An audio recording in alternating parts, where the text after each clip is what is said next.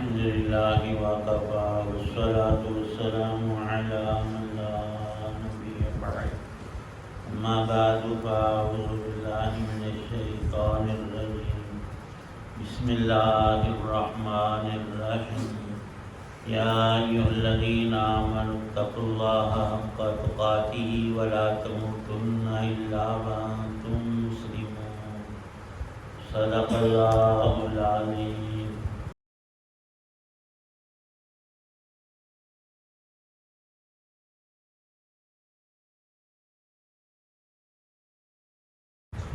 اے ایمان والو، دل میں اللہ کا ویسا ہی خوف رکھو جیسا خوف رکھنا اس کا حق ہے، اور خبردار تمہیں کسی اور حالت میں موت نہ آئے بلکہ اسی حالت میں آئے کہ تم مسلمان ہو۔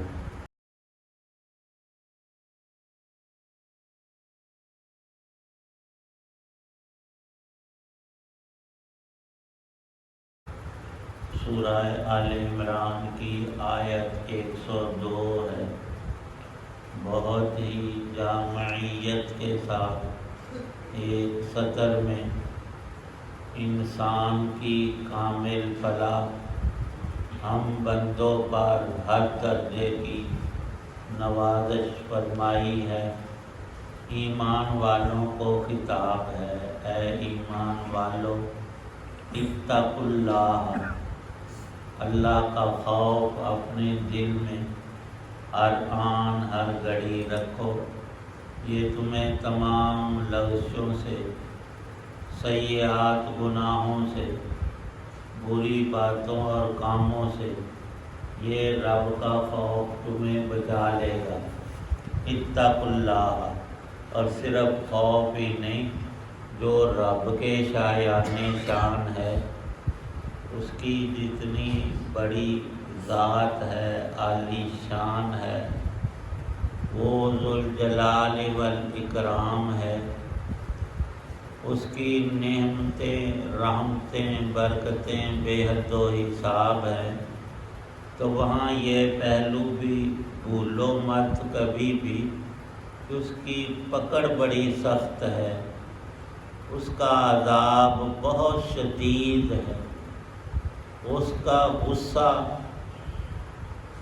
انسان کی سب سے بڑی بربادی اور ہلاکت کا موجب ہے، اور اسے بچنا بالکل آسان اور ہر انسان اور مسلمان کے بس میں ہے۔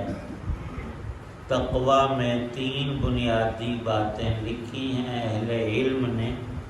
سب سے پہلے پوری زندگی کفر و شرک اور اسلام ایمان کو خراب کرنے والی چیزوں سے بچو، یہ پہلا درجہ ہے۔ اس سے آگے مزید ترقی یہ کہ اللہ کی تمام نافرمانیوں سے بچو، اور آخری اور اعلیٰ تر درجہ جو ہے یہ 2 باتیں بھی ہوں پوری زندگی، یہ کوئی ایک آدھ دن کی بات نہیں، تھوڑے وقت کی۔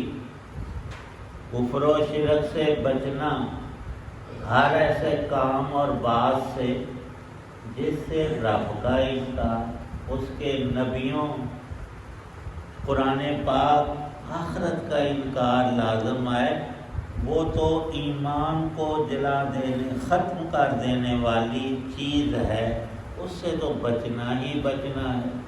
جن کاموں سے، جن چیزوں سے اللہ پاک نے منع فرمایا ہے، تم مسلمان ہو ان سے بھی بچو، خواہ تمہیں کتنا ہی نقصان نظر آتا ہو۔ حلال روزی کے سلسلے میں کہیں تمہارا حرام پر ہاتھ پڑ رہا ہے تو اپنے آپ کو روکو اور بچاؤ۔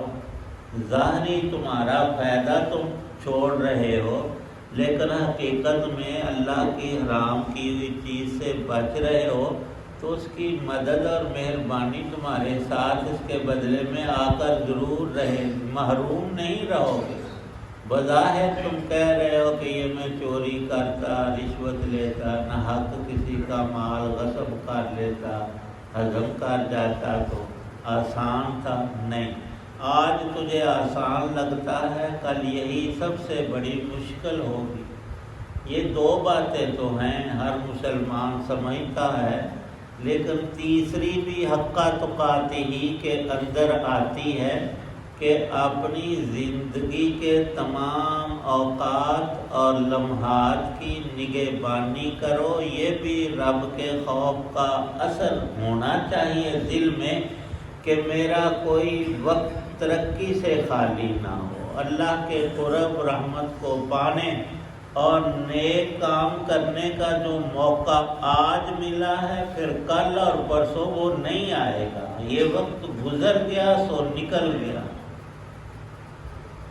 جو پانی بہہ رہا ہے، آگے کو جا رہا ہے، اسے واپس نہیں لایا جاتا۔ سب ہم دیکھتے ہیں، جو بہہ گیا چلا گیا، آگے پیچھے سے اور آئے گا۔ تو تین باتیں ہو گئیں۔ تقویٰ کے اندر کفر کی تمام چیزوں سے پوری زندگی کا روزہ اور پرہیز ضروری ہے ہر مسلمان کے لیے۔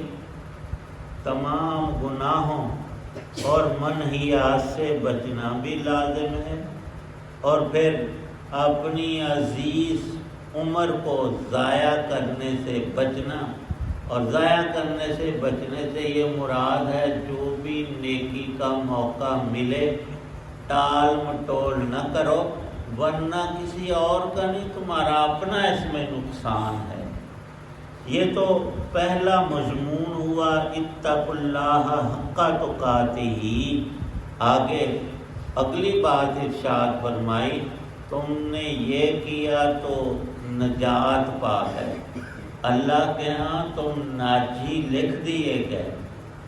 تقوی اور پرہیزگاری کا نتیجہ ہی یہ ہے کہ جس نے اپنے آپ کو ہر گناہ سے بچا لیا، اللہ نے اس کو دوزخ سے بچا دیا۔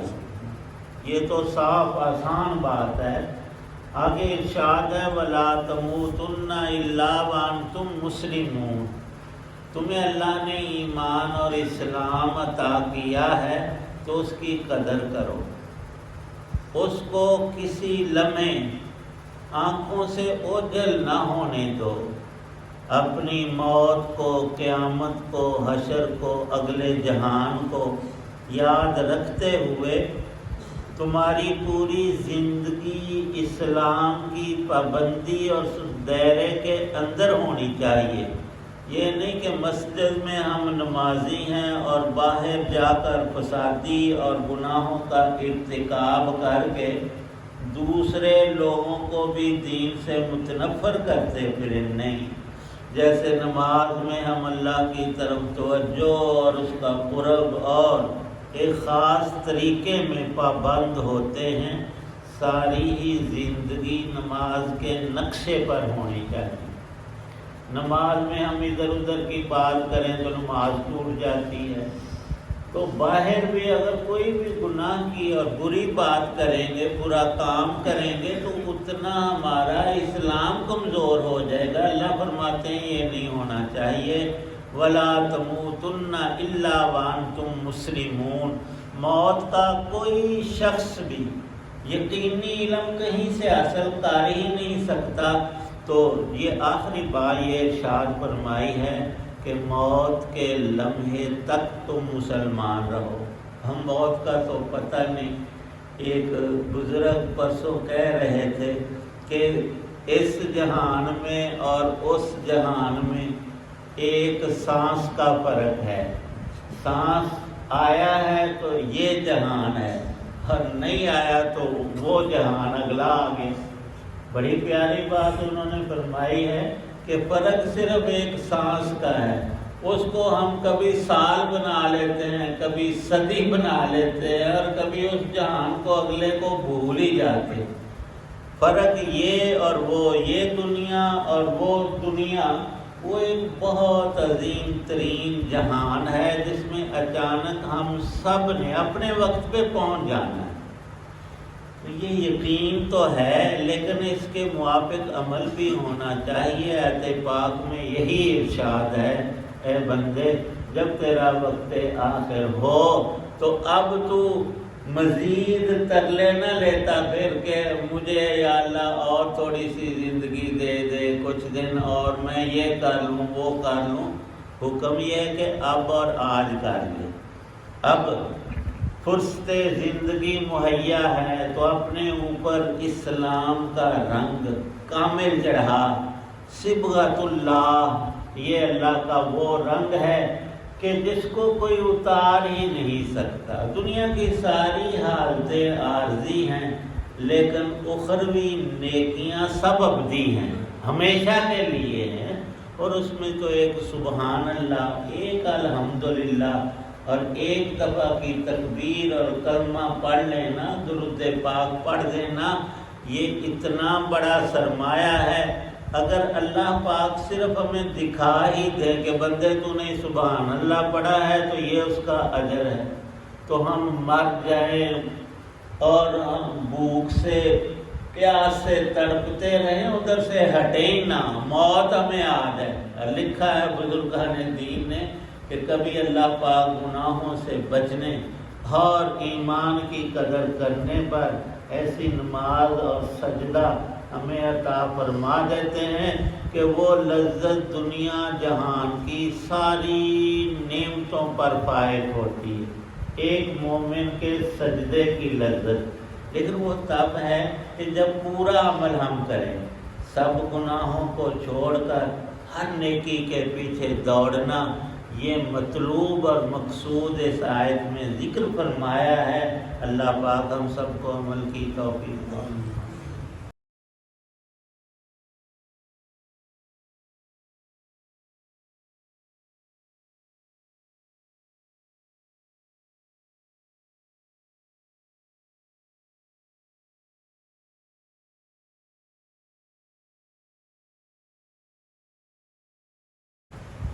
الحمد للہ رب العالمین والصلاة والسلام علی رسولہ النبی الکریم۔ اللہم اجرنا من النار وادخلنا الجنة مع الابرار۔ اللہم حبب الینا الایمان وزینہ فی قلوبنا وکرہ الینا الکفر والفسوق والعصیان واجعلنا من الراشدین۔ ربنا اغفر لی ولوالدی وللمؤمنین یوم یقوم الحساب۔ اللهم اشف مرضانا مرضى المسلمين والمسلمات۔ اللهم اغفر للمؤمنين والمؤمنات الأحياء منهم والأموات۔ صلى الله تعالى على خير خلقه محمد وعلى آله وأصحابه وآل بيته أجمعين۔